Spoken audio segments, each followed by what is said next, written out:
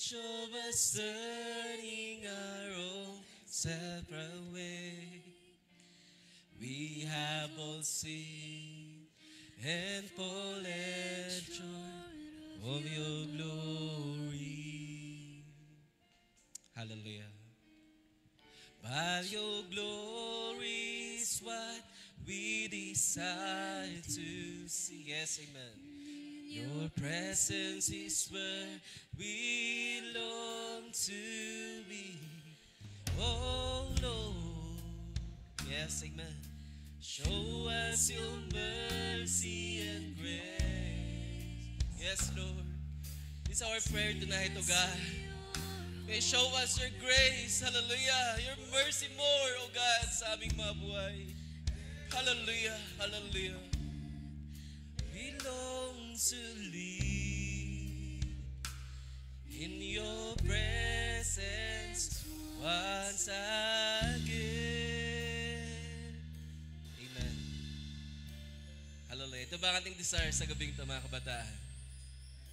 Taking our sickness, taking our sickness, taking our pain. Jesus, the sacrifice lamb, has been slain. Hallelujah! He was despised, rejected by men. He took our sin. Thank you, Lord. Salamat, O Diyos. Hallelujah. Draw us near to you, Father, through Jesus, your Son. Let us worship before you, blessed by your blood. Oh Lord, show us your mercy and grace. Yes, Lord.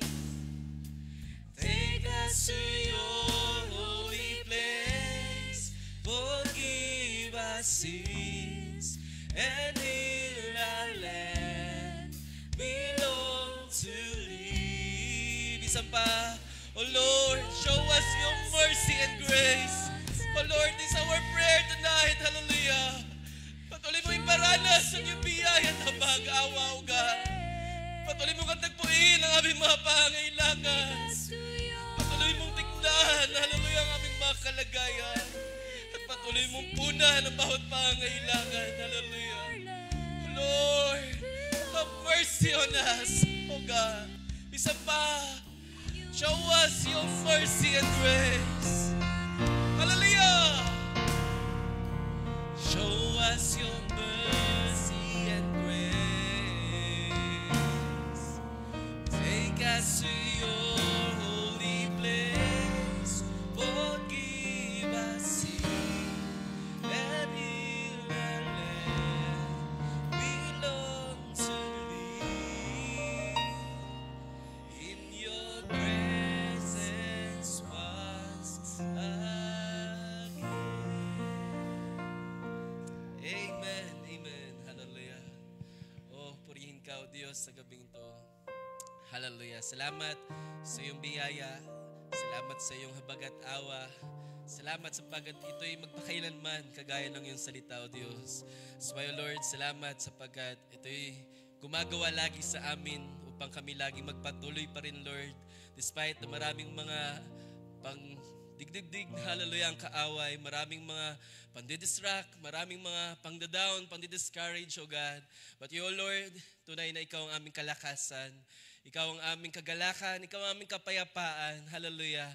Ikaw ang aming pag-asa sa oras na kami tila wala nang lakas, wala nang tinig, hallelujah, wala nang kakayahan pa, O God, mula sa amin. Pero Lord, salamat sapagkat ikaw ang siyang daan, hallelujah, upang kami magkaroon muli ng lakas, magkaroon muli ng kagalakan, magkaroon muli, hallelujah, ng kapayapaan sa aming mga puso't isipan. Lord, salamat sapagkat mayroong ikaw, hallelujah, na tuloy na nagmamalasakit sa amin, O Diyos. Salamat dahil kagaya ng aming inawit, kami minsan pa'y mga naligaw sa aming mga sariling daan, sa aming mga sariling lakad. But O Lord, ikaw ay naparito, hallelujah, upang hanapin kaming mga naligaw, hallelujah, at bigyan muli ng pag-asa upang kami muli, O Lord, hallelujah, ay makasama mo, Diyos, sa walang hanggang. kasiyahan, kagalakan, hallelujah, kapayapaan sa iyong presensya, O Diyos. Salamat, Panginoon, sapagkat Ikaw ay nabag sa amin. Salamat sapagkat kami yung pinahalagahan. Kami, O Lord, ay tinignan ng may biyaya sa aming mga kalagayan. Sapagkat, O Lord, kami rin naman ay katulad ng sanlibutan, mga na hindi nakaabot sa iyong biyaya, mga nagkulang, nagkasala, O Diyos, at lumakad ng ayon sa aming mga laman, lumakad sa aming mga sariling landas, O Diyos. Ngunit Lord, salamat dahil napakalaki ng iyong pag-ibig, O Diyos. At ang tulad namin ay iyong kinahabagan at nasumpungan ng iyong biyaya. So, O Lord, kami nakaawit ngayon, O Diyos. Kami, O Lord, ay naitataas ang aming mga kamay, na ipaglilingkod ang aming mga kakayanan na mula din naman sa iyo, Diyos. Salamat, hallelujah, sapagkat walang amin, kundi lahat ay sa iyo, Diyos. Kung bakit kami may oras, kung bakit kami may kalakasan, kung bakit kami may mga tinig, kung bakit kami may mga paa na nailakad patungo rito, Diyos. Ito'y sa iyo, hallelujah. At higit sa lahat, kung bakit kami, O Diyos, naririto, may kapahayagan ng iyong biyaya, ng iyong pag-ibig, O Diyos, ng iyong mga salita, sapagat merong ikaw, hallelujah, na umiibig sa amin, na nagtutumulak sa amin ng iyong pag-ibig upang kami magpatuloy, hallelujah, despite ang napakadilim ng aming panahon na kinabibilangan. Salamat sapagkat may liwanag pa rin kaming nasusumpungan, O Diyos. At ang liwanag mong ito, O Diyos, hallelujah, ang nagbibigay liwanag sa aming madaan, hallelujah, upang kami sumulong, hallelujah, sa aming mga takbuhin, O God. Salamat, O Diyos, sapagkat hindi ka huli, O Diyos, sa aming mga pangangailangan. Hindi ka huli sa aming mga hibik, O Diyos. Hindi ka huli, O God, sa aming mga panalangin. But you, O Lord, lagi kang perfect, O God, sa iyong mga timing. Lagi kang perfect sa iyong mga plano, hallelujah. So, O God, we give you praise, we give you honor tonight, hallelujah. Sapagkat marami kang ginawa sa aming mga buhay, hallelujah. And we believe that there is more, hallelujah, na iyong kayang muling gawin sa aming mga pangailangan, sa aming mga kalagayan. That's why, Lord, we thank you tonight, hallelujah, sa lahat ng iyong magawa. And Lord, we pray, hallelujah, na naway patuloy mo pang iparanas ang mga marami pang plano mo, Diyos, sa aming mga buhay. Lord, we expect more of you sa gabing ito. We expect more, hallelujah, from you, God, na muli kang gumawa sa aming kalagitnaan. May your spirit, O Lord, ay siya naming maranasan muli, hallelujah. May we receive your word tonight, O God, na muling magpuno sa aming mga pangailangan pa, sa aming mga kalagayan pa, O God. May we feel your presence, O Lord, hallelujah. At bayaan ang iyong presensyang siyang patuloy pang magpuno, patuloy pang magsaayos ng aming mga buhay, patuloy pang mag-fill ng aming mga cup, hallelujah, na nangangailangan pa ng iyong Santong Espiritu, Diyos. O Lord, wala kami ibang inaasahan pa kundi ang iyong biyaya, ang iyong paggawa muli sa aming kalagitnaan, sa bawat kabataang naririto, Lord, mula sa mga bata hanggang sa may edad. Oh, tunay, ikaw lamang ang aming kailangan sa gabing to, Diyos. So, Lord, patuloy mong iparanas that you are here in our midst, O God. Bayaang ang bawat kakulangan ay mapuno pa, hallelujah. Ang bawat kalamigan ay mawasak, hallelujah. Ang bawat mga kalungkutan ay papalitan ng kagalakan, ng pag-asa mula sa iyong salita, O Diyos. At kung may mga sugatan, kung may mga naghihina, you are the healer of our soul. You are the healer of every wound, so God. So Lord, sa iyo kami lumalapit. Kami na sa iyo nagpapakumbaba, hallelujah. Ikaw ang magbigay ng kagalingan. Ikaw ang magbigay ng kagalakan. Ikaw ang magsauli ng kalakasan. Napilit na ninanakaw ng kaaway sa bawat araw. Salamat, O Diyos, sapagkat meron kaming blessed assurance from you, God, na sa aming mga struggles, sa aming mga kalagayan, may Diyos na tutulong sa amin, magbabangon, hallelujah, at maglalagay sa amin sa maluwalhating kalagayan. So, Lord, we give you praise, we give you honor tonight sa lahat ng iyong mga gawa at sa gagawin mo muli sa gabing ito, Diyos. May you bless, hallelujah, the mouthpiece, hallelujah, na yung gagamitin sa gabing ito. Aming mga youth leader, bayan ang kanyang buhay, ay patuloy mo pang gamitin sa ikakatibay, O Diyos, ang bawat kabataang ito. Naalaman mo, Lord, ang aming panahon ay napakasama na. That's why, oh Lord, we need your word tonight. Gamitin mo ang kanyang munting labi at bayaan. Hallelujah. Patuloy kaming lumakas pa sa iyong biyaya. Patuloy kami magbago pa sa iyong katwiran. Patuloy pa kami magtibay pa sa iyong mga salita, O Diyos. At bayaan na mga gawa ng kaaway ay mawasak, hallelujah, sa gabing ito. Let your works lamang siyang matayo sa buhay ng bawat isa. This is our prayer, O God, sa gabing ito. At kung may nasumpungan ka mga kahinaan, mga pagkukulang, mga kabiguan pa, O Diyos, sa mga nakalipas dahil sa lamang ito, O Diyos. Lord, sa iyo kami humingi ng tawad at ang bayaan ng iyong bihaya ang siyang patuloy pang magsaayos, ang siyang patuloy pang, hallelujah, maglagay sa amin sa maluwalhating kalagayan, ang siyang maglinis pa sa aming mga katawan, sa aming mga puso, sa aming mga isipan, at bayaan ng iyong salita, hallelujah, ang magbunga pa sa aming mga buhay, O Diyos. Lord, wala na kami bang mahihiling pa, kundi ang iyong pagkilos lamang sa gabing ito. Bless mo ang mga gamitin sa likod ng pulpit, sa bawat ministry workers na yung gagamitin, O God. Bayan ng aming mga buhay ay yung, hallelujah, sangkapan ng yung langis, hallelujah. Patuloy mo kaming linisin, patuloy mo kaming gamitin sa iyong kaluwalhatian. At bayang ikaw lamang siyang aming makita. Ikaw lamang siya aming mapaparinggan sa gabing ito, Diyos. Upang mapangailangan pa ng aming kaluluwa ay patuloy pang mapuno sa gabing ito, Diyos. Lord, sa namin sinasauli ang lahat ng papuri, ang lahat ng pasalamat, ang lahat ng pagdakila ay mabalik lamang sa iyong pangalan, sa pangalan ng aming Panginoong Kristo Jesus. Amen and amen. Praise God. Ating palakpakan.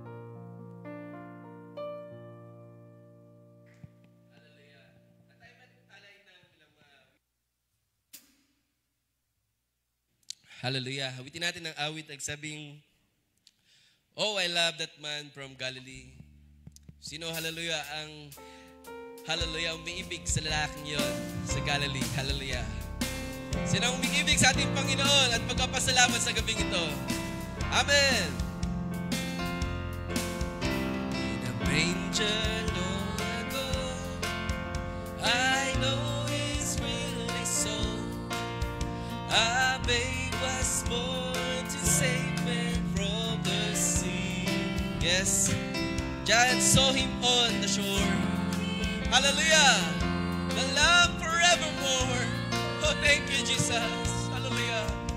Oh, Christ, the crucified of Calvary.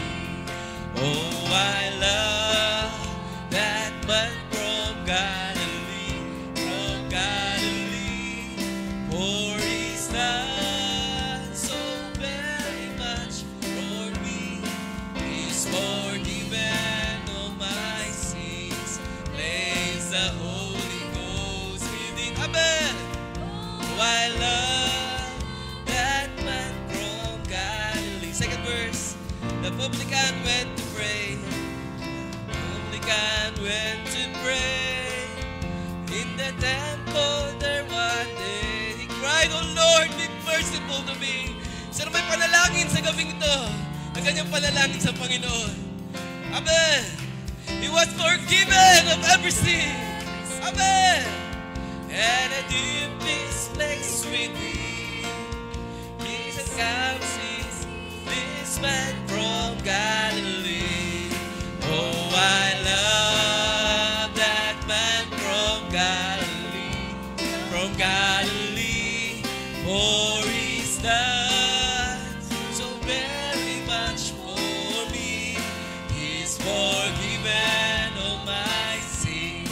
Place the Holy Ghost within.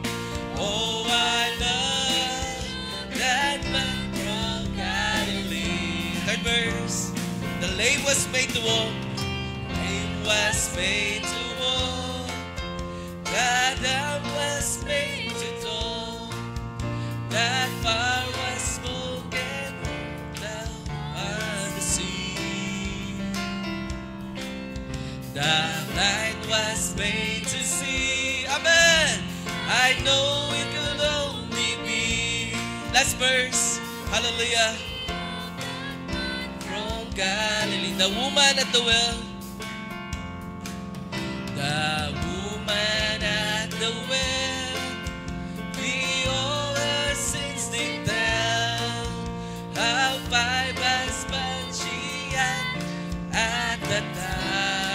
Yes, that's true. She was forgiven of every sin. Amen. And a deep place came within. Then she cried, "Come see that man from Galilee." Oh, I love that man from Galilee. Yes, Lord. We love you, Lord. Hallelujah. For you first love us. Hallelujah. Thank you, Lord. He's forgiven all my sins. Praise the Holy Ghost within. Oh, isa pa. Oh, I love that man from Galilee. Oh, I love that man from Galilee, from Galilee. For He's done so very much for me. He's forgiven all my sins. Praise the Holy Ghost within. Oh, I love that man from Galilee. Amen, amen, amen.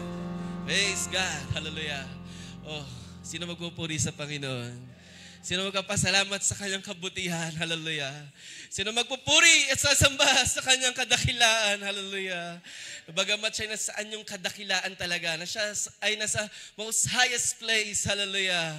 At walang makakampatlay sa kanyang kalagayan. Pero itinuring niyang mababa ang kanyang sarili. Hallelujah. Bumaba siya para lamang abutin tayo. Hallelujah. Sa ating mga kalagayan. Oh, napakabuti, napakadakilang pag-ibig ng ating Panginoon. Hallelujah. Umawit pa tayo ng simpleng awitin. Hallelujah. Hallelujah. At mag-alay tayo ng pasalamat sa ating Panginoon. God leads us along. Hallelujah. May mga iba't ibang mga pinagdaanan. Pero salamat, may isang Espiritu ng Diyos na gumagawa sa bawat pangangailangan ng bawat mga anak ng Diyos. Amen. Shady green pastures, so rich and so sweet. God leads His dear children alone. Amen. Where the waters could flow past, the weary ones free. God's lead His dear children alone. Some through the waters, some through the waters, some through the clouds, some through the fire, but all through the blood. Hallelujah! Oh, thank you, Lord. Salamat sa iyo, Panginoon. God gives us soul in the night season and all the day long. Sometimes on the mount, sometimes on the mount where the sun shines so bright. Yes. Hallelujah. Minsan, naroon tayo sa mga araw na may inam. Hallelujah. But sometimes, naroon tayo sa mga darkest time. Hallelujah. Oh, purihin ang Diyos dahil sa anumang panahon, siya ay nanatiling mabuti. Sa anumang season, hallelujah, siya ay nanatiling tapat. Hallelujah. Oh, some through the waters, some through the waters, some through the clouds, some through the fire, but all through the blood. Thank you, Lord. Through great sorrow, God gives us soul in the night season and all the... Third verse, those sorrows befall us, and Satan opposes, God leads His searching. Yes, amen. Ang Diyos ang gumagabay sa atin, even kahit ang gawa ng kaaway, ay kayang gawing mabuti. Hallelujah. Amen. Glory to God. Hallelujah. God leads His children. Last verse, away from the mire, away from the mire, away from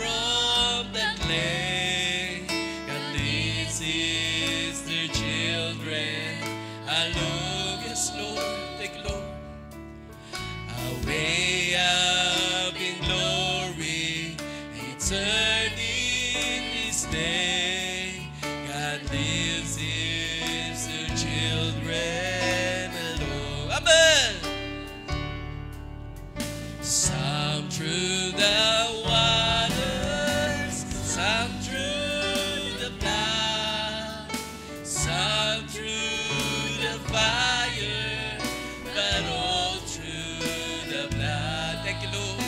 Some through great sorrows, God gives us song. Isa pa, soling pagkakataon. Some through the waters, some through the blood. Hallelujah. Oh, purihin ka, O Diyos. Some through the waters, some through the blood, some through the fire, but all through the blood. Thank you, Lord. Hallelujah. Sorrow, God gives us song. Amen. In the night season and all the day long. Amen. Amen. Hallelujah. Salamat sa Diyos na laging nagbibigay ng panibagong awit sa ating mga puso. Hallelujah. Sa mga sandaling ito, kung tayo may mga prayer requests, ay huwag ating kalimutang iabot sa gabing ito. Huwag tayong mahiya. Hallelujah. Na ipaabot ang ating mga panalangin sapagkat yan ang hinihintay sa atin lagi ng Diyos sa atin, na tayo lumapit sa Kanya at ipahayag natin ang ating mga bigat, ang ating mga dalangin sa Kanya. Hallelujah. Hallelujah. Tayo dadako na sa pinamahalagang parte ng ating gawain sa gabing ito. Muli ang pakikinig ng ang salita ng ating Diyos. Tayo bago ko bigay sa ating mahal na youth leader, awitin natin ang awit na Change My Heart, O God. Bayaan ating mga puso, ipatuloy pa ating ipahanda sa gabing ito sa ating Panginoon, so that the Word of God ay patuloy na makapasok sa ating mga puso. Bayaan ang ating mga puso ay maging bukas pa, hallelujah. Maging open wide, hallelujah. Para ang salita ng Diyos ay hindi makaalpas sa gabing ito. Sino nagandasa sa gabing ito? Hallelujah. Na ang bawat sidlan ay mapuno pa, hallelujah, ng biyaya ng ating Panginoon.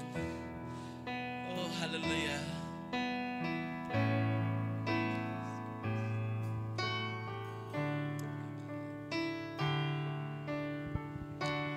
Change my heart, oh God.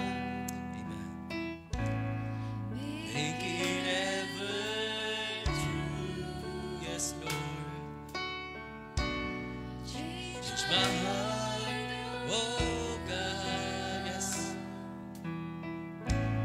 May I be like you.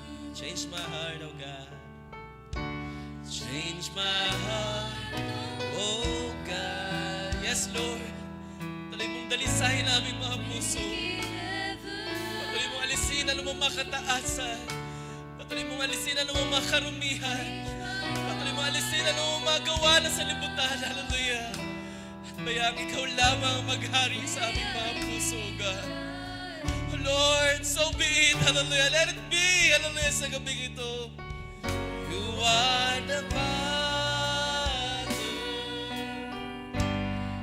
I am the clay.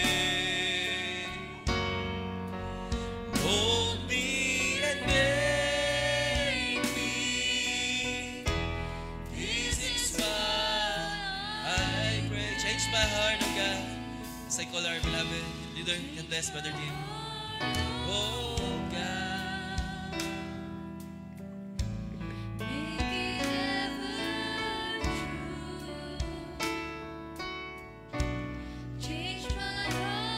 Oh God, may I be like you.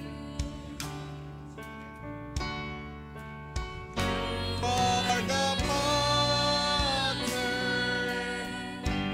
I am the clay. Mold me and make and make me. This is what I pray. This is what I pray. Change my heart, oh God. Change my heart, oh God. Hallelujah. Make it ever true. Change our hearts sa gabing ito, Diyos. Linisin mo ang mga puso, gasan mo ang mga buwan. May I be like you. Amen and amen and amen. Purihin ang ating Panginoon. Yan nawa ang ating maging desire sa gabing ito, mga kabataan. At yan ang ating hanapin sa ating Panginoon, na siya maglinis, maghugas sa ating mga buhay. Marami tayong mga kahinaan pa, mga kakulangan pa sa ating Panginoon.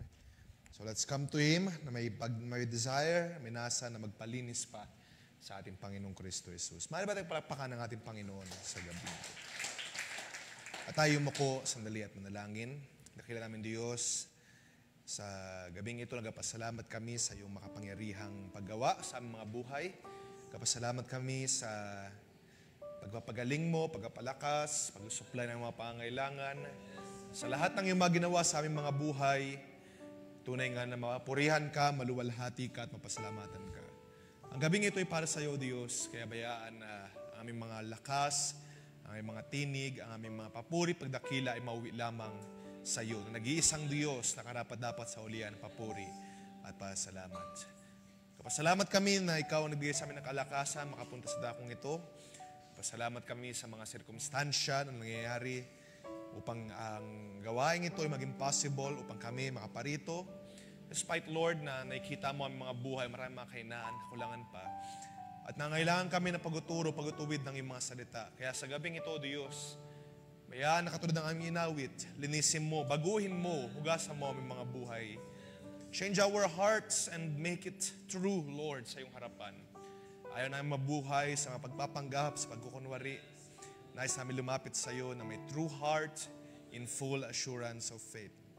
Kaya sa mga sandaling ito ang aking dalangin, bigyan mo ng kalayaan ng bawat isa. Kalayaan na sila ay maging komportable sa iyong presensya, na walang anumang mga pagpapanggap, pagkukunwari, walang anumang mga bagay na tinatago, sapagkat sabi sa iyong mga asulatan, wala kami may lilihim sa iyo, Diyos. Kaya sa gabing ito ang aking dalangin, ikaw maglinis, maghugas, magsaayos sa aming mga buhay. Bayaan, Lord, palayan mo mga kabataang ito. As we go on through your words, ang aking dalangin, pangunahan mo kami, O Diyos. Patnubayan mo kami sa bawat salita na aming i-meditate, pag-uusapan sa gabing ito. Bayaan ikaw ang mag-lead sa amin. Wala po ang magagawa, Lord, kung hindi ikaw mangungusap ang mga salitang ito, mga preparations ay masayang. Kaya ang aking dalangin, Lord, lead us with your word. Magturo ka sa mga puso na nagde-desire ng iyong pagkilos muli sa aming kalagitnaan. Gumawa ka sa bawat isa upang ang gawain ito, ang gabing ito ay maging beneficial para sa bawat isa, lalong higit sa kanila na mga naghahanap at nangangailangan sa iyo, O Diyos, sa gabing ito. Niniwala ko na mula sa pagpapasimula sa unang titik na aming babasahin hanggang sa dulo, niniwala ko ng lubos ikaw magagabay sa amin. Kaya mauwi lamang sa iyo ang papuri, pagdakila at pasalamat sa tangi at banal na pangalan ng aming Panginoong Kristo Jesus. Amen and amen. Pwede ba natin sabihin ang praise the Lord? Praise the Lord. Natin palakpakan natin Panginoon, mga kabataan. At we may be seated. Maaari tayo makaupo sa gabing ito. Okay. Good evening. At what a wonderful time muli na magkasama-sama tayong lahat sa gabing ito. Salamat sa biyaya ng Diyos na pinagkalooban tayo ng mainam na sandali para makapag-fellowship, makapaggawain at makapagsama-sama sa kanyang presensya dito sa ating prayer devotion na ginagawa every Friday. So, salamat sa biyaya nating Panginoon na pinagkalooban tayo ng kalakasan at lubos na kagalakan na mag-participate, makigalak sa mga pag-uusap ng salita ng ating Panginoon. So, first things first, bago tayo dumako sa pag-meditate, pag-uusap ng salita ng ating Panginoon, I would like to announce a couple of things. Hopefully, ay available ang lahat by December 23. That is Monday. I think hindi siya holiday, pero let's see. Kung available na lahat, ay gawin ay mag-schedule tayo ng isang general cleaning para sa ating church. Para especially sa gaganapin na visitation this coming 24 ng December. So sa mga, hopefully lahat ay available, especially sa mga students ay available naman on that day, ay pwede tayo magpaalam. Sa mga workers, if we can be available on that day ay mas mainam para tayo ay makapag-general cleaning dito sa church. At I think pag-usapan pa namin ni Brother Sam kung even yung Sunday school ay kinakailangan general cleaning. Pero by December 23, ay gusto ko i-announce ay magkakaroon tayo ng general cleaning dito sa church. So sa mga available at make yourself available on that day ay magkakaroon tayo ng general cleaning. So magsisimula yan ng 9 o'clock ng umaga hanggang tanghali. Okay? Para sa, I think sa hapon, ang ilang mga musicians ay mag-practice. So, yun lang. Magkaroon tayo ng general cleaning sa December 23. Tapos, I am thinking na magkaroon tayo ng isang formal, parang prayer devotion, pero formal service na set up sa January 3. That is Friday. So, hindi tayo makakapag-overnight dahil I believe in January 3 na rin ay may pasok na rin ang karamihan, especially sa mga may work. So, let's schedule parang maliit lang na Thanksgiving o pasalamat sa Diyos with dinner. So, ganun ang gagawin natin na set up. January 3 na Friday ay magkakaroon tayo ng formal na service sa pagpapasimula ng taon. Okay? Excited ba kayo doon? Gusto niyo ba yung ganang mga gawain?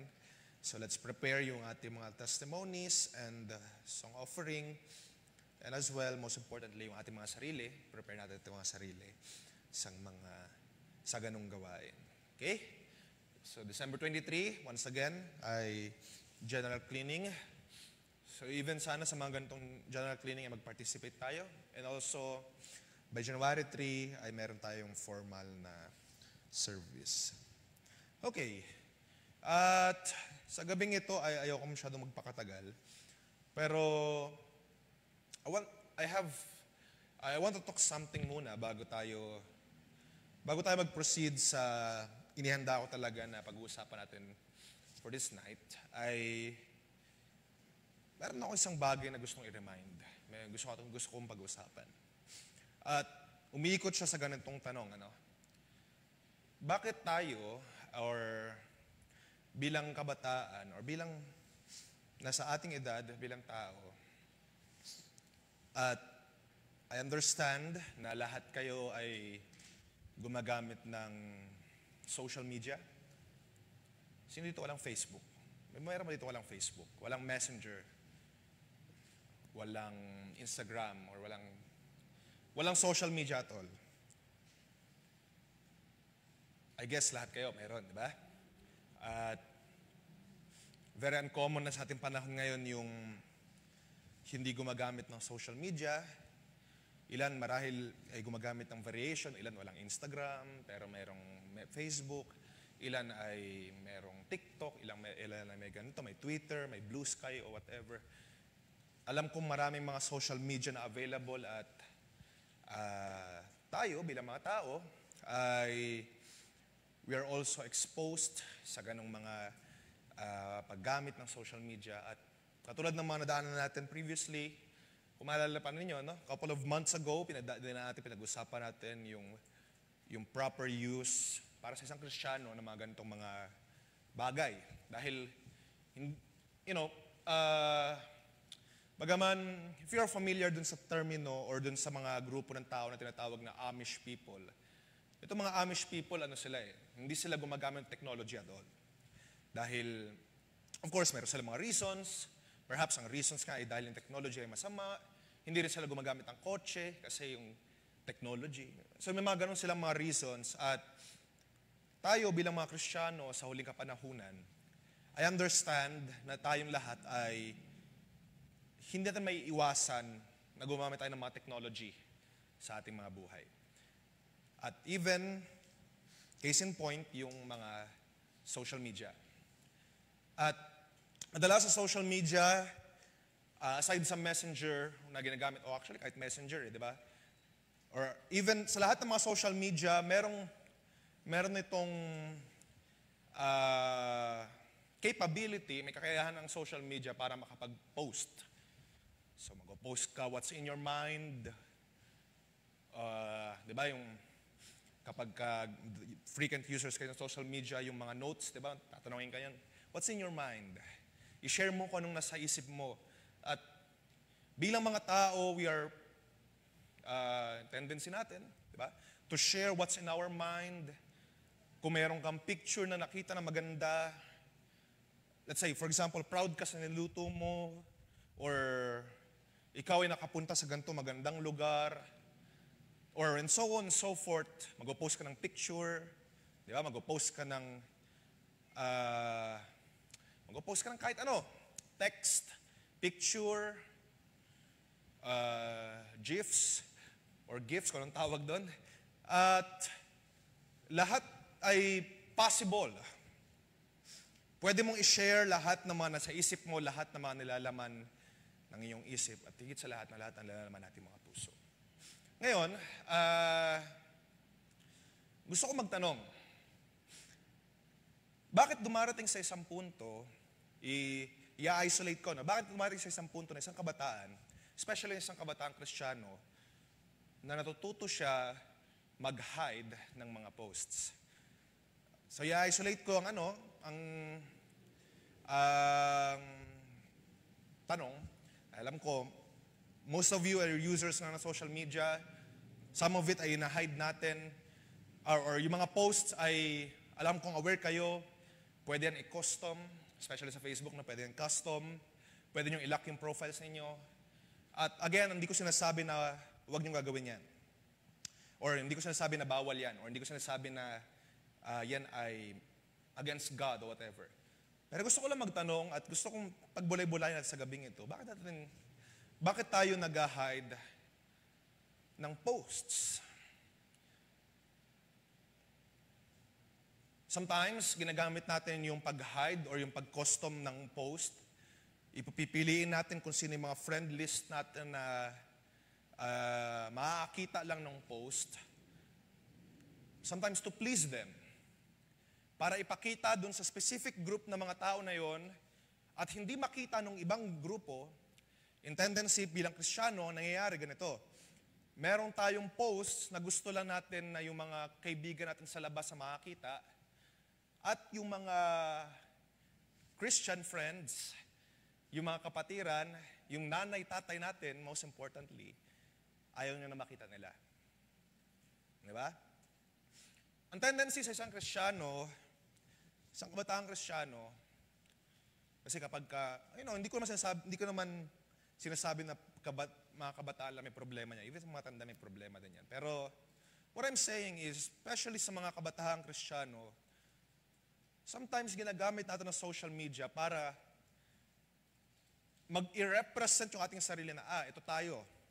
At gusto mong malaman ng mga kaibigan mo or ng specific group na mga tao na ito ka. Ito yung buhay mo, ito yung lifestyle mo. For example, kung ano bang mga posts na kung minsan kinakailangan mo i-hide sa Christian friends mo at gusto mo lang makita ng mga kaibigan mo. For example, posts na inappropriate, na natawa ka, di ba, natatawa ka, syempre, tao ka na, natawa ka doon sa post, puro mura, puro hindi maganda. Gusto mo i-share, kasi alam mo, yung kaibigan mo, matatawa din. Pag gusto mong i-share, pero since, ang pangit naman ang pananalita puro mura, ang gagawin mo, pipiliin mo. Tapos, ayan, si Kuya Tim, wala yan, wag yan. Wag mo lalagay yan, baka makita ni Kuya Tim. Baka makita ni ganito, ni Kuya Sam, Kuya Mark, Gideon. So, pipiliin mo lahat. At, i-make sure mo na makikita ng specific group ng mga tao yung post. At ang nangyayari, it signifies or either kung aware man tayo o hindi, it tells na, or ito yung parang pinapahayag mo sa mga specific na mga tao na ito ka. Oy, kalog ako. Na-appreciate ko rin yung mga ganitong inappropriate jokes. Kung medyo bastos or medyo punong-puno ng pagmumura or punong-puno ng yun nga, kabastusan. Na-appreciate ko siya at i-share ko siya sa mga kaibigan ko dahil natawa ako. At ayaw mo siyang malaman ng iba, especially ng mga Kristiyano mong kapatiran, lalo na ng mga nanay, tatay nyo, minsan, natin, ayaw mo malaman nila na ganun ka. Tama ba ako? Some of the time, hindi naman puro mga jokes. Sometimes, ayaw mo na malaman na, let's say may pinagdadaanan ka, may crush ka, hindi ka crush. Or merong mga, or even worse at times, ay merong kang karelasyon na ayaw mong malaman ng iba. Or ayaw mong malaman ng nanay mo, ng tatay mo, lalong-lalo na kung believer na ni tatay mo, di ba? Bilang anak ng isang mananampalataya, naiintindihan ko yon. Parents mo stricto kapag ka believer, nanay mo, tatay mo, stricto sila. So as much as possible, kung meron kang tatawagan natin pagpapasaway na ginagawa, ayaw mo malaman nila. Kaya anong gagawin mo, kung meron kang, halimbawa, broken-hearted ka, or meron kang karelasyon, ayaw mo makita ng iba, ayaw mo malaman ng iba, pipiliin mo lang yung mga posts, pipiliin mo lang yung makakita. O ito pa-post ko sa wall mo, pero ang makakita lang yan, ito mga taong ito. Dahil dito sa mga taong ito, legal tayo, sa ibang mga tao, hindi tayo legal. What do I mean by that? It means, meron kang gustong ipakita, meron kang gustong isignify, meron kang gustong i-please na mga specific na tao, at deep inside sa ating mga puso, deep inside sa inyong mga puso, kung nagawa nyo man to before, I know, naintindihan nyo na yung mga ginagawa natin o yung current na ginawa mo ay mali. Deep inside, it's either of two things, no? One, ayaw mong ma-judge. Ayaw mong sabihan ka na ganito, ganyan, or alam mong mali. Alam mong hindi tama. Alam mong there is something wrong. Kaya nauuwi tayo sa pagtatago. Hindi lang naman yan sa mga posts, even sa pananalita, even sa mga bagay na ginagawa natin sa labas. Kaya tayo hindi tayo pala salita or hindi tayo pala gawa. Dahil, or halimbawa, kung may tinatago tayo, sometimes tinatago natin siya, it's because alam natin na hindi tama. Do you agree? At, mga kabataan, gusto kong i-remind sa inyo, again, hindi ko sinasabi kung tama yan or mali yan, pero gusto kong i-remind sa inyo, nang sabi sa banal na kasulatan, walang lihim na hindi nabubunyag. Hala, sino kaya mag-check mamaya sa kanilang Facebook settings? Mukhang hindi ko nasama si Kuya Tim, may nakita akong post. Hala, meron ata ako nakalimutan na kapatid na i-remove. Meron akong story na inappropriate. Meron ako na post na pang heartbroken. Lagot na. Hindi ko kilala kung sino kayo na nag-iisip ng ganon right now. Tinititignan ko lang kayo sa mata. Yung mga nagre-react yung mata, nakikita ko. But, alam nyo ba mga kabataan, katulad ng sinabi ko rin previously, ang ino-offer ng Diyos ay hindi lamang basta kalayaan sa kasalanan. Of course, katulad ng pinakinggan natin kanina, di ba? Ang inawat kanina na ang Diyos, naglilinis siya, naghuhugas siya. Pero alam nyo ba, even yung kalayaan sa ganyang burden, kasi burden yan yung pagtatago, yung paglilihim, burden yan. Kapag nagsisinungaling tayo, kailangan consistent. Kapag nagtatago tayo, kailangan consistent . baka mabunyag. At yung kabigatan na yan, ang nais din ng Diyos, makalaya tayo sa ganyang kabigatan. Okay? Ino-offer ng Diyos ang kalayaan sa ganyang kalagayan. Na instead na natakot ka ngayon, na baka mamaya after ko mangaral, kakausapin kita dahil sa mga post na hindi magaganda, or dahil sa mga post mong pang heartbroken, or dahil sa mga post mo na ganito ganyan, instead na gano'n na maramdaman mo na takot, fear, na baka i-judge ka, or baka hindi maintindihan ng Kuya Tim, mga ganito ganyan. Instead of that, ang ino-offer ng Diyos ay kalayaan actually sa ganong mga bagay. Upang hindi mo maramdaman na ganun. Kalayaan sa kasalanan, at the same time, kalayaan dyan sa ganyang bigat. Okay? Free from judgment ng mga tao, free from, sabi nga sa mga aswata, free from the law of and the burden of sin. Dahil anong burden yung sinasabi ko? Dahil kapag ka nahuli ka, di ba, katakot-takot? Katakot-takot na paliwanag, katakot-takot na reasoning, katakot-takot na anong sasabihin mo. Especially pag nasa ministry ka, katakot-takot na matatanggal ka sa ministry, maaalis ka dahil sa ganitong mga post mo, sa ganitong likes mo, sa ganitong buhay natin. Ang ino-offer ng Diyos ay kalayaan din sa ganyang mga bagay. Okay? At gusto ko lang iwan na reminder yan. Para sa inyong pag-uwi, instead na mag-check kayo mamaya ng inyong custom settings, kung sino bang mga naka-hide, nakalimutan ko atang i-hide si Kuya Sam, nagsumbong kay Kuya Tim. Si Kuya Tim talagang sure ako naka-hide yun. Pero si Kuya Sam si Sister Meiko ata, nakalimutan ko ilagay sa hide list. And so on and so forth. Instead na gano'n na maging kalagayan ninyo, why not, in everything we do, in everything we say, natututo tayong pag-isipan ang mga bagay. Let's think about it. Tama ba to? Appropriate ba to? Gusto mo bang gusto mo ba na itong post mo, for example, broken-hearted quotes. For example, quote na, para ba nakaparinig? Hindi ako mahal nito, pero ayos lang. Kasi mahal ako may magmamahal sa akin ng tunay. Again, hindi ko alam yan, nag-aano lang ako, nag-iisip lang ako out of the top of my head.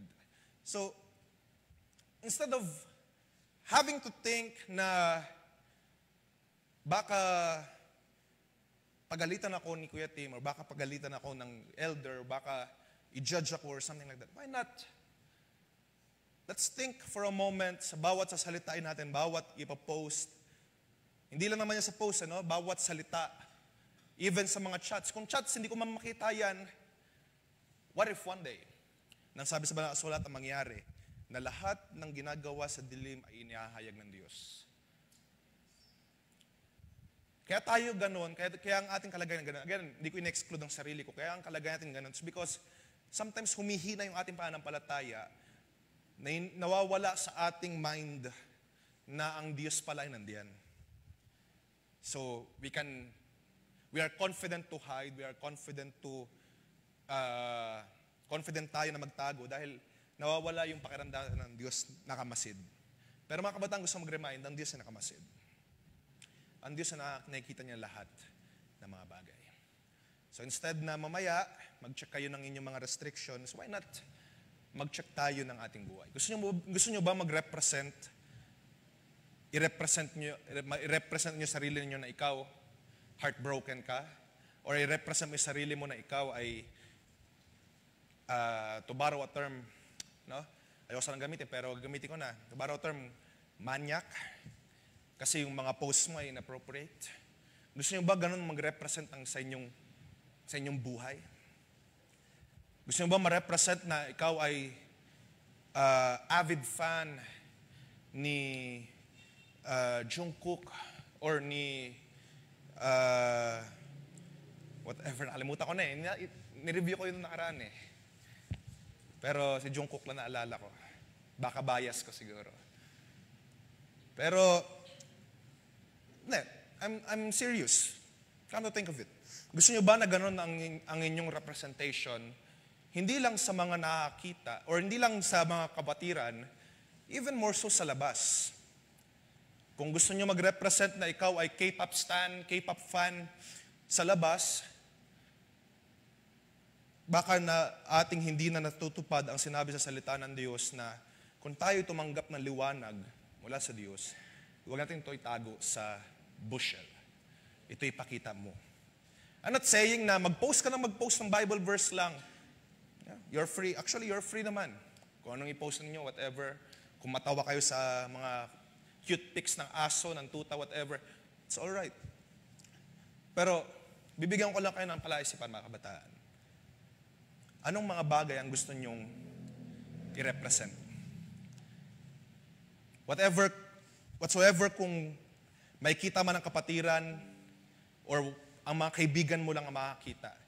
Gusto nyo ba na ikaw, ang representation mo sa mga kaibigan mo ay in ka sa kanilang mga biro, in ka sa kanilang mga kakalugan? Or gusto nyo ba makita nila na iba ka? Na Kristiyano ka? Na hindi ka ganun? Magsisimula din yan sa mga posts. Hindi ko kayo pagbabawala mag-post kasi nasa panahon tayo ng technology at kung hindi nyo ako kayang gayahin, sa akin naka-uninstall yung Facebook, so hindi na ako nag-post, wala nang post. Minsan my day, minsan notes, etc. Again, sabi ko nga hindi ko kayo pinagbabawalan. Pero think of it this way. Anong gusto ninyong i-represent? Especially bilang mga Kristiyano, bilang mga anak ng Diyos. So yan ay short reminder lang hindi lang para sa mga broken-hearted, kundi para sa ating lahat. Okay? At kung sino man ang broken-hearted na yan, I pray na hindi ka na broken-hearted ngayon. Pero,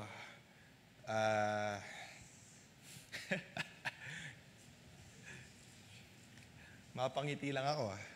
Titignan ako kung sino yung gagalaw eh. Okay? So, I pray sa inyong peace, kapayapaan. Alam kong, especially sa panahon natin ngayon, naintindihan ko yung pressure, yung feeling to be in. Ayaw natin ma-exclude, ayaw natin malayo, ayaw natin maiba. Naintindihan ko yan. Bata pa rin naman ako, no? Huwag niya namang isipin na 30 na ako, 40, no? So, naintindihan ko, kahit naman si Brother Sam, maintindihan pa rin yan, di ba, Brother Sam? Naintindihan niya yan. Naintindihan natin yan. Especially, lahat naman tayo duman sa pagkabata. So, yung ganong peer pressure to be in, to be included, especially sa panahon natin ngayon, na madalas yung social media, madalas yung cyberbullying, madalas yung pangungutya, pang-aasar at mas malala. Naintindihan ko yan. Pero, even sa mga ganong mga maliliit na bagay, pag-isipan natin kung anong gusto mong i-represent. Hayaan mo ba matalo ka ng sanlibutan, even sa mga posts, sa mga notes, sa mga my day, or ikaw ay, at least sa ganong mga maliliit na bagay, you will take a stand. Kristiyano ako. Kung nagkakamali man ako, kung nangihina man ako, at least sana sa mga posts, I will resist na lang. At least sa mga notes, sisimulan ko dito. Ito yung mas kaya kong gawin. So pag-isipan niya mga kabataan, at yun lang naman yung gusto kong iwan na reminder. Pero for tonight, so yun yung first nating topic. Yung pangalawang bagay na actually nanda ko sa gabing ito ay gusto kong pag-usapan natin. Punta tayo sa Philippians chapter 3.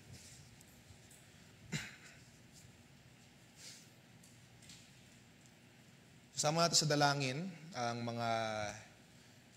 bawat isa, especially mga nagsasuffer sa mga ganitong mga bagay na na-mention ko kanina. At alam ko, uphill battle yan, hindi yan ganun kadali. Pero kaya yan ng Diyos at tulungan tayo ng ating Panginoon. Okay. Philippians chapter 3.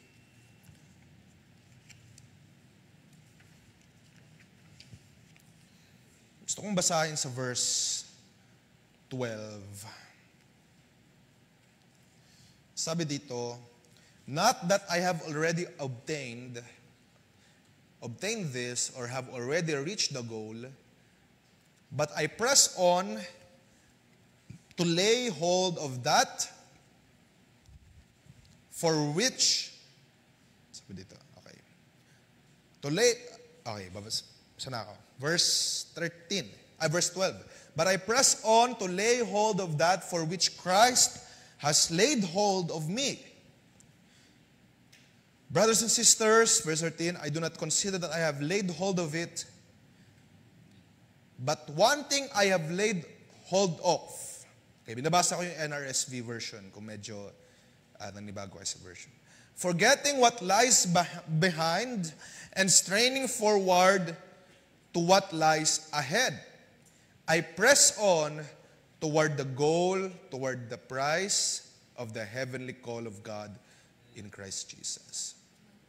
Let those of us then who are matured think this way. And if you think differently about anything, this too God will reveal to you. Okay. Amen to the words of God. Kung maalala ninyo, pinag-usapan natin last time din, yung earnestness, di ba? Kung paano ang mundo natin ngayon ay nauuwi sa tinatawag na termino na complacency, at problema yan. Hindi lang naman sa mga adults, even sa ating mga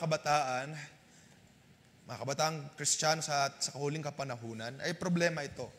Kaya kinakailangan natin, tinuro ko last time, yung sikap, yung earnestness, yung effort, kinakailangan natin gawin yan. Dahil yung complacency sa ating kapanahunan ay palala ng palala. Ito ay malaki yung influence sa ating panahon. At para maging malinaw lang, hindi tayo nag-e-effort, hindi tayo gumagawa ng mga bagay, hindi tayo nagiging earnest para tayo ay maligtas. Okay?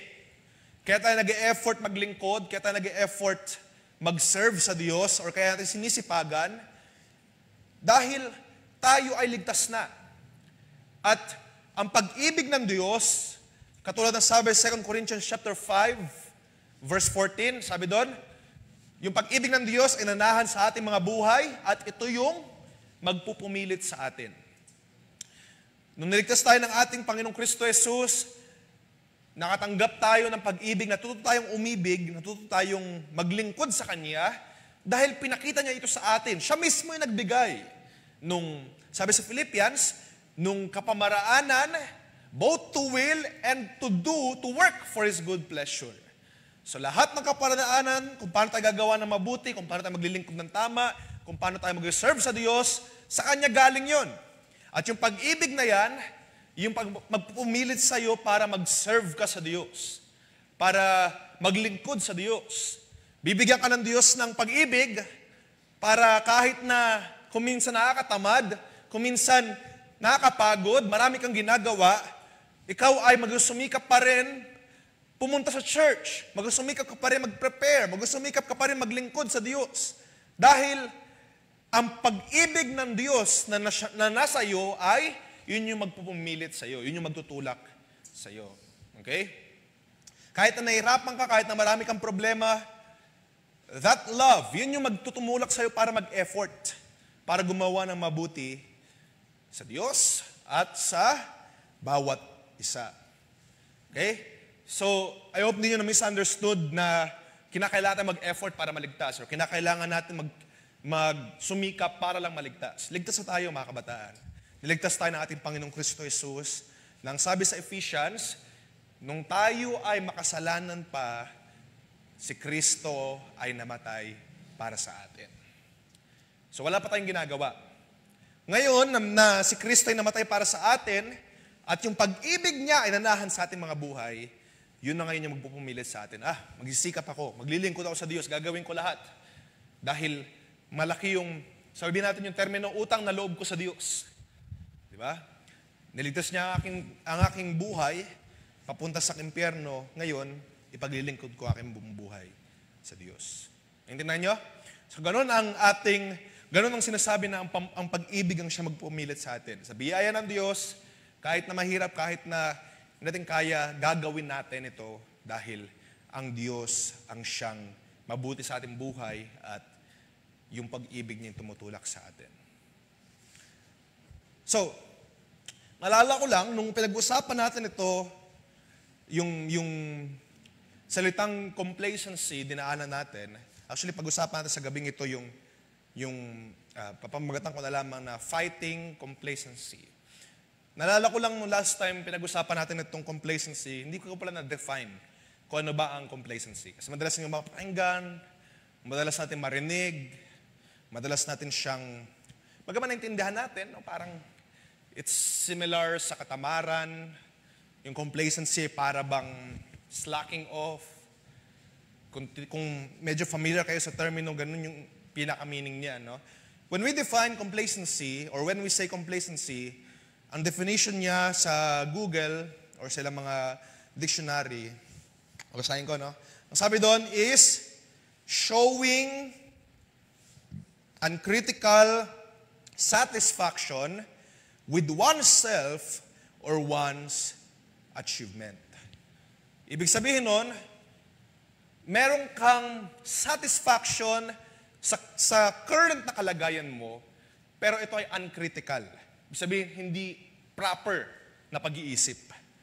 Ikaw ay nag-a-assume or ikaw ay para bang satisfied sa kalagayan mo or satisfied sa current na meron ka, pero you are not thinking straight. Hindi maayos yung pagiging satisfied mo. Uncritical na satisfaction. Para bang masyado kang confident, overconfident. Ikaw ay iniisip mo na enough na ito, tama na itong kalagayan mo at hindi ka na nag-iisip pa up ahead. Uncritical satisfaction with oneself or one's achievement. So ganun yun.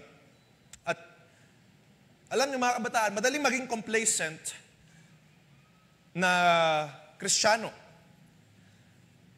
Dahil ang complacency ay, kung i-define natin sa paglilingkod ng Kristiyano, ang complacency ay, pwede natin gawin, ito no, paghalimbawa, pwedeng sabihin ng isang complacent na Kristiyano, oy, matured na ako. Oy, marami na akong alam. Oy, matalino na ako. O, nagamit na ako sa ministry. At dahil sa ganong thinking niya, sa ganong kaisipan niya, hindi na siya nakakapag-isip ng maayos.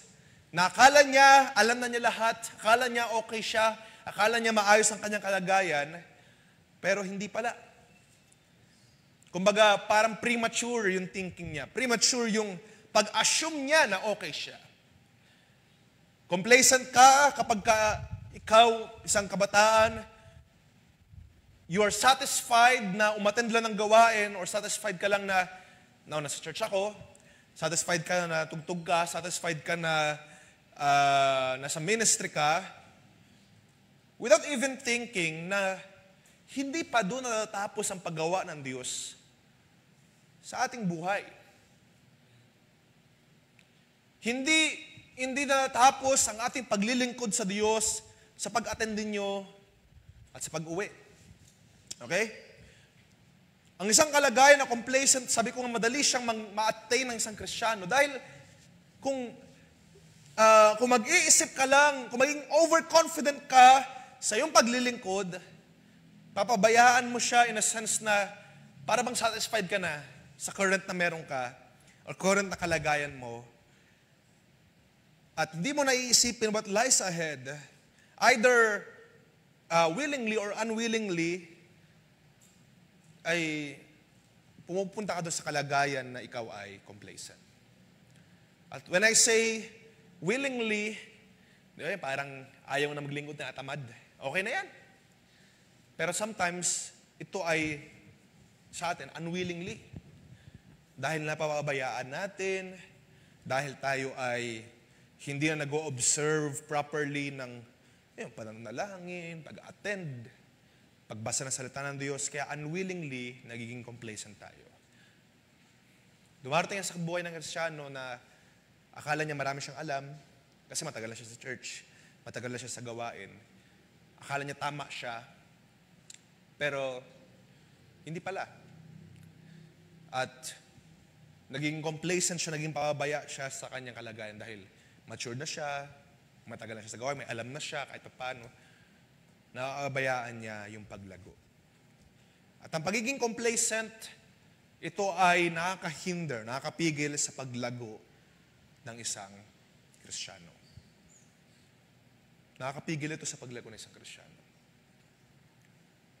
Ang complacency ay kung ikaw ay nag-fail to assess. Hindi mo chinek, hindi mo inassess, hindi mo siniyasat na mayroon pa palang mga bagay up ahead. You fail to assess yung mga bagay up ahead na meron ka pa palang aabutin sa hinaharap. Hindi ka pa pala matured enough. Hindi mo pa naabot lahat. And you do not see na meron pang mga bagay sa hinaharap. Pero ikaw, akala mo yung naabot mo na currently ay enough na. So sa paglilingkod natin sa Diyos, akala natin enough na ito. Or akala natin enough na kahit tayong tumugtugtog. Enough na tayo ay nasa ministry. Enough na yung ganitong goal or ganitong kalagayan. However, nauuwi tayo sa complacency dahil meron pa mga bagay na inihandaan Diyos para sa ating lahat sa hinaharap. Okay? At ito ay delikado na kalagayan para sa isang Kristiyano. Ito ay hindi dapat natin maging kalagayan. Ang sabi sa Hebrews chapter 2, verse 1, okay, may gimikli lang to. No. Hebrews chapter 2, verse 1, ang sabi doon, okay, teka, i-ready ko yung aking. Ang sabi doon, therefore, we must pay much closer attention to what we have heard, and lest we drift away from it. Yung pagiging complacent, hindi ito para bang, complacent na ako, o tawag dito, bigla-bigla mangyayari sa ating buhay. Complacent, in an instant. Hindi ganun. Yung pagiging complacent o yung kalagayan na mapupunta tayo sa complacency, it will slowly drift you away from God. Hindi ito mabilisan, hindi ito instant na complacent ka agad ngayon. Unti-unti yan. Nagpapasimula yan sa pagiging tamad na umattend or pagiging tamad na magbasa, manalangin, hanggang sa magiging tamad na umattend, hanggang sa nakakapasok na unti-unti yung kaaway, whether sa panalita, sa mga posts, sa mga gawi, etc. Unti-unti gumagawang kaaway. At kaya nga sabi dito ng author sa Hebrews, maging maingat tayo dito dahil baka tayo ay matangay. At yung pagtangay, di ba, unti-unti yan eh. Unti-unti ka nalalayo, unti-unti kang natatangay ng dagat. Lalo kang unti-unti kang lumalayo dun sa kalooban ng Diyos. Na nagpasimula lang sa isang maliit na bagay at ikaw ay nadidrift away dahil hindi mo binantayan. Hindi ka naging careful, sabi dito sa Hebrews chapter 2 verse 1. It's slow, casual, para bang alon, unti-unti ka nilalayo farther and farther away from God. Kumbaga sabi nga, slowly, pero surely. Surely na malalayo ka. Unti-unti ka nila inaagaw ng kaaway. At ganoon ang danger na isang complacent na kalagayan. Akala natin, okay na tayo, enough na to. It's enough. Pero, yung pala, habang tumatagal, palayo ka na ng palayo doon sa goal. Doon sa dapat mong marating. Dahil nag-stay ka na doon sa isang kalagayan, sa isang point. Kaya ang sabi doon, sa 1 Corinthians chapter 10, verse 12, sabi doon, di ba? Sila naman nag-aakala na nakatayo, 1 Corinthians 10:12, i-quote ko na lang, sabi doon, sila naman nag-aakalang nakatayo, sila naman nag-iisip na sila ay nakatayo, maging maingat at baka sila ay mabuwal. Ang complacent kasi na kalagayan ay hindi tayo hahantong sa isang complacent na kalagayan kung wala ka pa narating. Ibig sabihin ng complacent na kalagayan, meron ka narating. May naabot ka. May specific point, may specific standing ka na narating, pero pinabayaan mo. Halimbawa, ikaw ay pinagpala ng Diyos, nagamit ka sa ministry, nagamit ka, or even dyan, ikaw ay nakaunawa ng salita ng Diyos, naintindihan mo, naunawaan mo. At kung minsan darating sa buhay natin, magamit tayo sa mga ministries. However, pinabayaan natin. Hindi tayo nanalang, hindi tayo nagbabasa ng banal na kasulatan. At dumating sa punto, hindi na tayo ma-attend. Naging focus natin ang ilang mga bagay sa libutang ito. At ang tendency nun, palayo na tayo ng palayo, unti-unti, sa kalooban ng Diyos. Ang complacency ay may lalagay ito sa kanila ng mga merong na naabot. They have reached a point na kanilang mga buhay. At iniisip nila na ang point na ito sa kanilang buhay ay enough na para sa kanila. Tayo, lahat naman tayo may naabot na di ba? Whether kung kayo nagpapasimula or ikaw ay matagal na sa ministry, marami ka na natutunan, nalaman, naintindihan, ilan sa inyo bagong baptize, nabaptize ka na. Pero pwede ka rin maging complacent, mapabayaan mo. Nabautismo ka na nga, pero yung maging buhay natin, it's the same pa rin. Parehas pa rin sa buhay natin dati.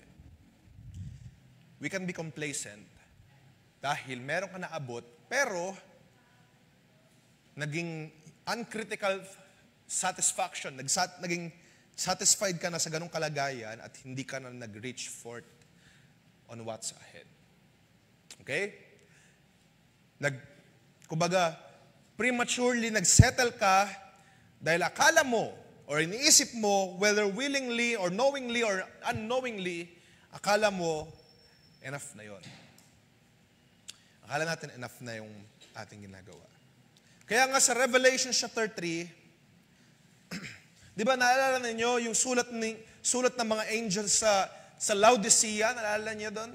Revelation chapter 3, yung kalagayan ng Laodicea ay dinedespise dahil sila ay lukewarm, malahininga. Sabi sa verse 15, hindi sila ay neither cold nor hot. Revelation chapter 3, basahin natin. Revelation chapter 3, verse 15.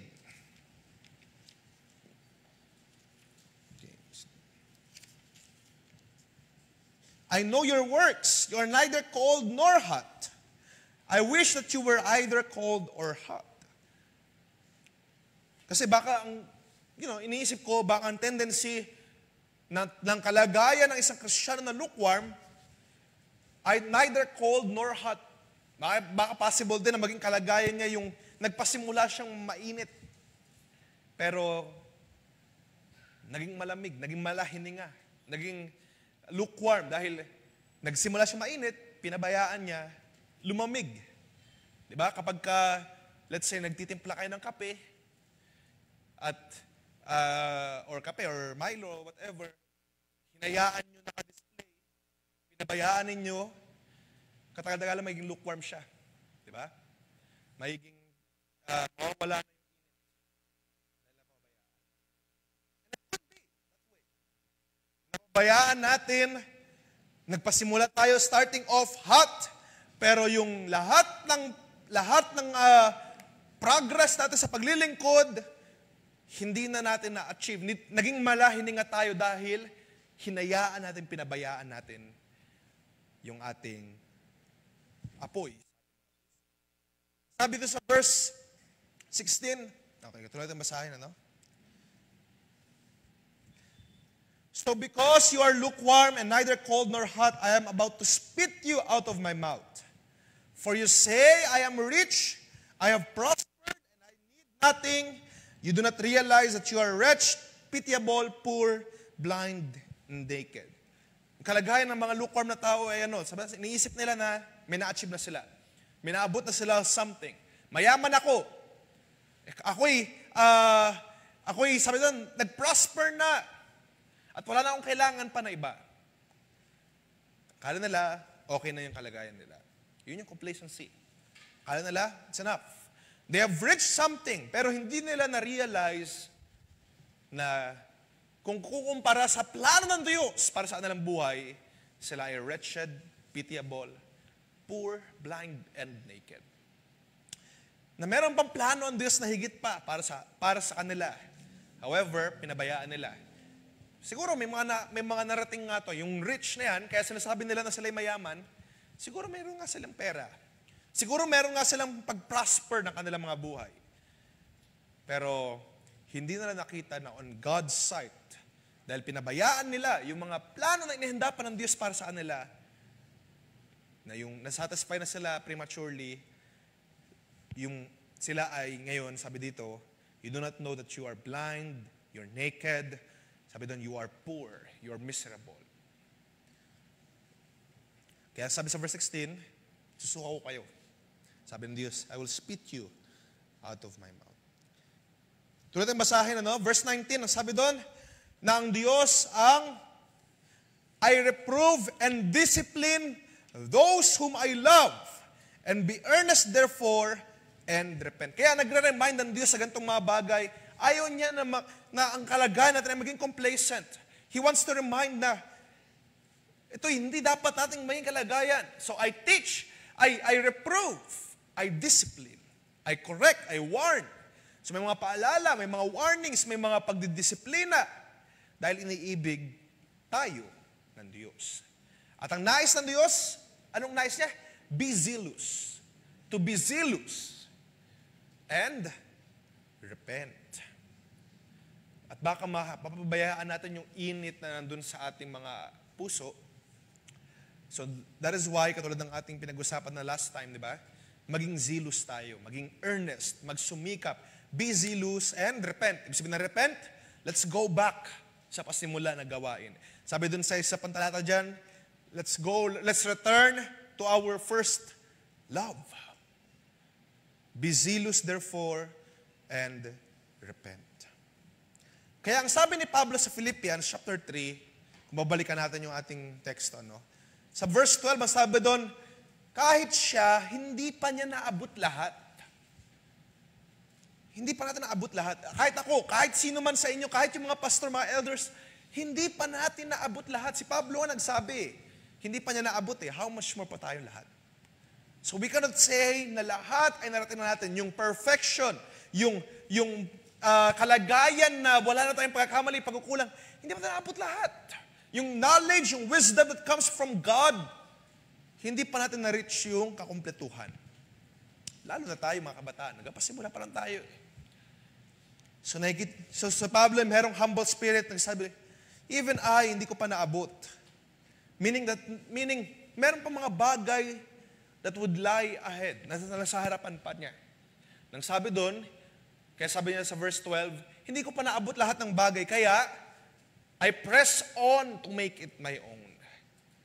Nagsumikap ako na maabot ito. Nagsumikap ako na abutin ito dahil marami pang mga inihanda ang Diyos sa hinaharap. Marami pang mga kalakasan na bibigay ng Diyos. Marami pang wisdom, marami pang pagtuturo, marami pang pagtutuwid. Higit sa lahat, marami pang mga salita ng Diyos na ating matutunan. That's what lies ahead. Hindi siya satisfied sa current niyang kalagayan or current niyang form or current niyang status. Kahit na siya ay marami nang natutunan by the grace of God, maraming mga deep revelation na sabi niya, hindi ko pa naabot lahat. Kaya aking inaabot sa hinaharap. Hindi siya naging pabaya sa gawain, hindi siya naging pabaya, hindi siya naging complacent. Nagsumikap ako na abutin what lies ahead. Ang complacent sila ay katulad ng isang bulag. Hindi nila nakikita na marami pang mga bagay na mangyayari sa hinaharap. Satisfied na sila sa present nilang kalagayan. Pero katulad ng sabi dito ni Pablo, hindi ko pa naabot Hindi ko pa naabot lahat. Hindi ako magiging satisfied sa ganitong kalagayan. I will reach forth. I will press on to make it my own. Nakikita nyo? Nakakuha nyo? Sometimes kasi, iniisip natin na tama tayo, wala na tayong pagkakamali.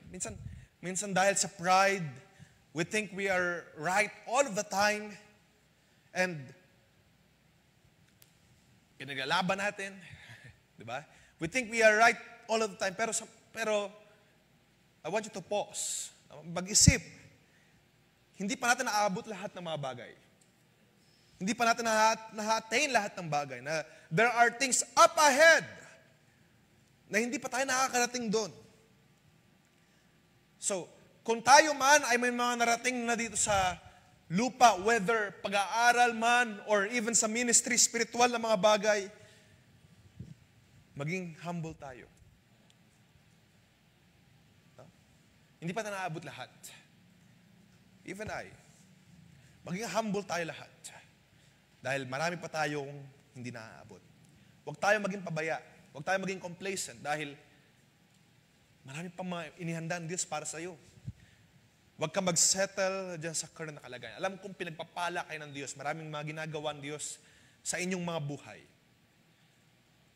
Pero there is this deep godly desire na katulad na sabi ni Pablo, aabutin ko pa yung mga nasa hinaharap. Dahil naniniwala ako na maraming pang gagawin ng Diyos sa hinaharap. Huwag tayo maging pabaya. Magsumikap tayo, katulad na sabi doon sa Peter, di ba? Making every effort to add to your faith, virtue, knowledge, temperance, etc., etc.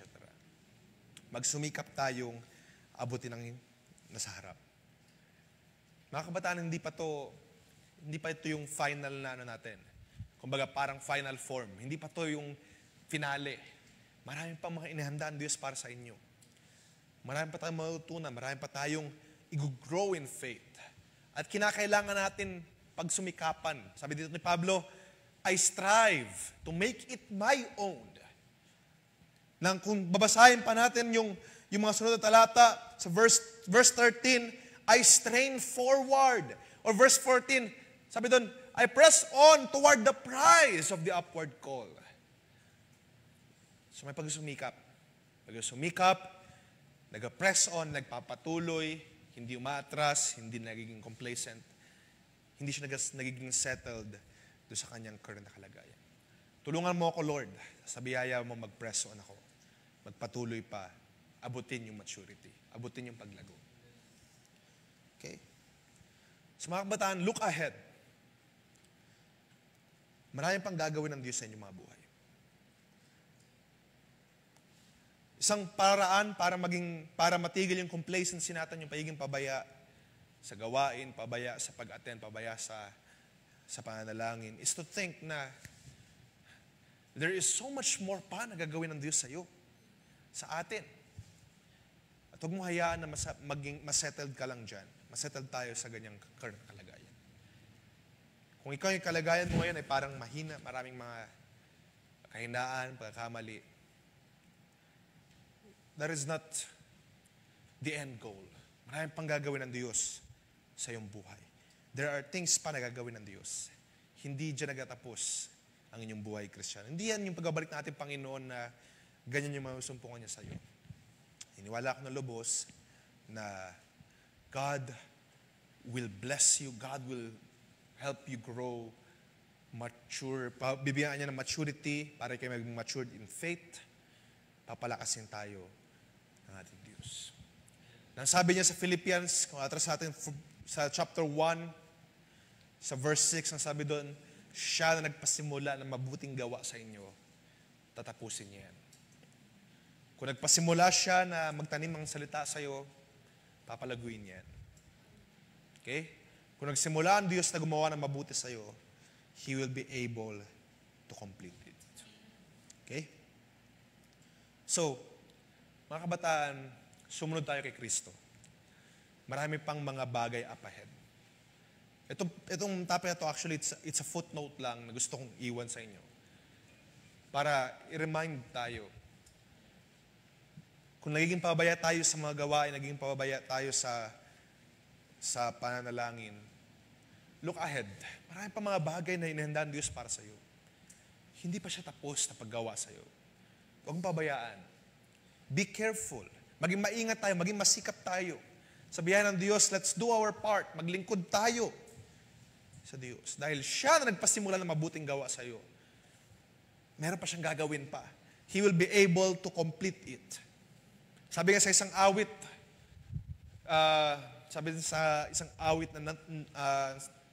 sabi doon, keep on looking ahead. Let your heart not forget, we are not home yet. Sabi doon, hindi pa tayo nakakarating doon sa goal. Press on, magpatuloy ka. Magpatuloy lamang tayo na maglingkod sa Diyos, magpatuloy lamang to desire of God, mag-make ng effort to learn of Him, mag-make ng effort na magamit sa gawain, mag-make ng effort na manalangin, magbasa, dahil meron pang mainandan Diyos sa inyong mga buhay, sa ating mga buhay. Okay? At tatapusin niya ang paggawa niyan sa iyo. Tatapusin ng Diyos ang kanyang paggawa sa iyong buhay. That is why, magpatuloy tayo. Sabi doon sa Hebrews din, ang Diyos ay hindi nalulugod sa kanila na mga umaatras. At lalong hindi malulugod ang Diyos sa kanila ng mga hindi gumagalaw. So let's press on. Magpatuloy tayo maglingkod sa ating Panginoon. Mga kabataan, I know, kung minsan ay marami tayong mga kakulangan, kahinaan. Pero huwag mo na wahayaan na ito ang makapigil sa iyo. Magpatuloy ka maglingkod sa ating Panginoon. Dahil siya na nagpasimula ng mabuting gawa sa iyo, He will be able to complete it. Yun yung gusto kong iwan sa inyo, mga kabataan. Para malabanan natin yung complacency, let's look ahead. Katulad ng sabi dito ni Pablo, I press on to make it my own.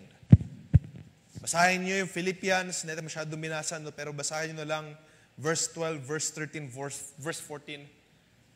I press on to make it my own. Marami pang mga bagay na gagawin ng Diyos sa aking buhay. I want to grow. I want to be matured. I want to grow in faith, in knowledge. Yung pagiging pabaya natin sa gawain, yung pabaya natin sa fellowship, yung mapabaya natin, pagbabasa, panalangin, makakapigil yan sa paglago natin. Dahil nakakala natin, okay na ang ating mga buhay. Pero make an effort. Make an effort na magbasa. Make an effort na manalangin. Make an effort to spend time with God. At niniwala ako ng lubos, na katulad natin binasa kanina, He will be able to complete yung kanyang mabuting paggawa na sinimulan niya sa iyo. So mga kabataan, pagkatapos, I want to remind you, hindi pa tapos ang paggawa ng Diyos sa iyong buhay. Magsumikap tayo. Sa darating na taon, bagong taon, 2025, magsumikap na tayo. Maglingkod sa ating Panginoon. Kung meron ka pa natitirang lakas, reserba, then maybe it's the time para ipaggamit sa Diyos. Sa mga kalakihan, it's the time na magpagamit tayo sa ating Panginoon, sa mga ministry, mga kabaihan, ganun din. Ito yung panahon para magpagamit tayo sa Diyos. Hindi lang tayo basta dumadami ng bilang, hindi lang tayo basta dapat dumadami mga nakaupo. Ilan naman sa inyo kaya ang hihipuin ng Diyos para gamitin niya sa mga gawain? Para gamitin niya sa mga ministries na kulang. Mga ministries na hindi pa napupunan. Ilan sa inyo may burning desire. At para kayo ay gamitin ng Diyos effectively, kinakailangan mag-effort tayo. Spiritually, of course, aside sa mga skills na yan, mga talents, maganda yan kung mag-effort kayo, mag-practice, mag-training. Pero most importantly, yung mga spiritual na ating mga buhay, make every effort. Magsumikap tayo dahil there are things pa that lies ahead. Gagamitin pa kayo ng Diyos. Gagamitin pa tayo ng Diyos sa kanyang kalooban. Huwag tayo maging pabaya. Huwag tayo maging complacent. Dahil baka pag naging pabaya tayo, katulad natin binasa kanina sa Hebrews, baka katulad ng alon, matangay tayo, madrift away tayo palayo sa Diyos. Kaya ang aking dalangin sa gabing ito, tulungan tayo nating Panginoon. Ingatan tayo at bigyan tayo ng pag-ibig. Upang yung pag-ibig, sabi ko kanina, pag-ibig ang siyang magpupumilit sa atin. Kahit ayaw mo na, kahit pagod ka, kahit napakahirap, kapag ang pag-ibig ng Diyos ang sumagana sa iyong buhay, yun yung magpupumilit sa iyo na gumawa ng mabuti. Magpatuloy, maglingkod sa Diyos. At hindi ka titigil hanggat di mo nagagawa ang kalooban ng Diyos. Kung nais mo yun sa iyong buhay, hanapin mo yung pag-ibig ng Diyos. Paano mahanap yun? Meditate on Him, build your relationship with God. No? Mag-spend tayo ng time with God, nanalangin, magbasa. At yung pag-ibig na yan ay mag-grow sa iyong buhay. Kung nais mong magamit ka effectively sa ministry, at yung para bang hindi mo maramdaman yung nakakatamad, yung paulit-ulit, hayaan mo yung pag-ibig ay mag-grow sa iyong buhay, sa iyong puso. Para ito, sa panahon na nangihina ka, sa panahon na hindi mo kaya, yun yung magpupumilit sa iyo na gawin yung kalooban ng ating Diyos. So sa gabing ito, yan ang aking reminder, yan ang aking paalala. At I pray na meron tayong nakita at natutunan sa salita ng Diyos sa gabing ito. Tayo muko at nalangin, pasalamat tayo sa ating Panginoon. Nakilala namin Diyos, nagpasalamat kami sa iyong kagilagilalas na kapangyarihan sa aming kalagitnaan. Salamat kami sa mga simple mong salita na ikaw ang naghahayag sa amin. I pray, Lord, na mga reminders na ito ay natuto ang mga kabataan, nakita nila ang iyong kalooban, nakita nila na mayroon ka pang mga bagay na inihanda up ahead para sa kanilang mga buhay. And that is why, Lord, help us. Kung sa panahon na nagiging complacent kami, nagiging settled kami sa aming mga kalagayan, forgive us, Lord. At bigyan mo kami ng paningin that looks up ahead, na meron ka pa mga bagay na inihanda para sa bawat isa sa amin, na hindi dito natatapos ang paglilingkod. Lord Jesus, help us. Ikaw ang mabigay sa amin ng kalakasan, ng pag-ibig para kami ay makapagpatuloy sa karerang ito na nilagay mo sa amin. Pagpalain mo mga kabataan ito, Lord, palakasin mo sila, ano man ang kanilang pinagdaanan. O Diyos, ikaw ang umabot sa kanila. Ito ang aming samo, ito ang aming dalangin, O Diyos. Binabalik namin sa iyong papuri pagdakila sa tangi at na pangalan ng aming Panginoong Kristo, Jesus. Amen and amen. Ating palapahan ng Panginoon, mga kabataan. Tumayo tayo lahat at umawit tayo ng awit bago ko balik sa ating MC ang pagkatapos. Let's sing the song. Anong awit yan? Let's sing the song, Consume Me, Lord, with the fire of your Spirit. Ito yung ating i-desire sa gabing ito, na ang Diyos, ang kanyang holy fire ang mag-consume sa ating mga buhay. Maglinis, maghugas, magsaayos pa sa atin upang tayo ay magamit. Sabi ng awitin, Lord, let me be used by you. At para tayo gagamitin ng ating Panginoon, kung hindi tayo natutupok, hindi tayo nalilinis sa kapahugas natin. Kung meron mang katamaran, kung meron mang panahon na tayo ay nilalamig ng hihina, ayaw natin umattend, ayaw natin magpatuloy. Mga kabataan, be reminded, marami pang mga plano ang Diyos sa inyong mga buhay. There are things that lies ahead pa. Kaya katulad ng kay Pablo, sabi ni Pablo, I am reaching forth to the things that lies ahead. I am pressing toward the goal for the prize of the upward call. That is in Christ Jesus. So patuloy tayo at ngayon i-desire natin, Lord, consume us, cleanse us, para kami ay magamit mo sa iyong kalooban. Ating awitin na sama-sama. Consume me, Lord. Consume me, Lord. Consume. Yes. Your Spirit, consume me, Lord. Make me more like you. Break me, Lord. Bless the broken pieces of my life. Let me be used. Lord, let's sing it again with all our hearts sa gabing ito. Consume me, Lord Jesus. Consume me, Lord, by the fire of, yes, Lord, hallelujah. Consume me, Lord. Make me more like you. Won't you break me, Lord, and bless the broken pieces of my life. Yes, hallelujah, Lord Jesus. Let me be used. Ating awitin muli. Lord, consume us with your Spirit. Let's sing it again. Consume me, Lord. Hallelujah. Consume me, Lord. Or some. By the fire of your Spirit, consume me, Lord, and make me more like you. Amen.